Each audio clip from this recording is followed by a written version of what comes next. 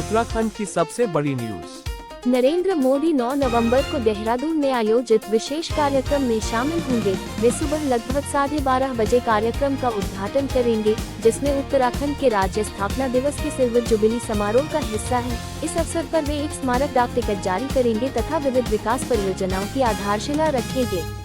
इन परियोजनाओं की कुल लागत लगभग 8,140 करोड़ रुपए है, जिसमें पेयजल, ऊर्जा, तकनीकी शिक्षा, खेल कूद एवं शहरी विकास जैसे प्रमुख क्षेत्र शामिल हैं। इसके अलावा प्रधानमंत्री के द्वारा लगभग 28,000 किसानों को सीधे बैंक खातों में लगभग 62 करोड़ रुपए की सहायता राशि जारी की जाएगी। इस कार्यक्रम के कारण देहरादून में ट्रैफिक और पार्किंग योजनाएं सुबह 6 बजे से शाम 4 बजे तक सक्रिय रहेंगी।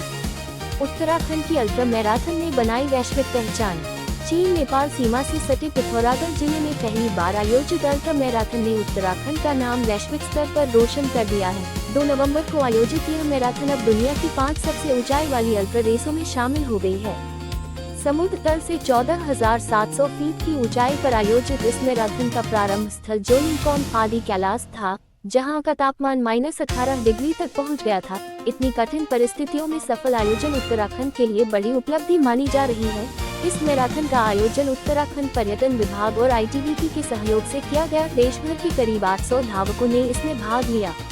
5 श्रेणियों में आयोजित दौड़ों में सबसे लंबी रेस 60 किलोमीटर की रही, जो गुंजी और कालापानी मार्ग से होकर गुंजी में समाप्त हुई।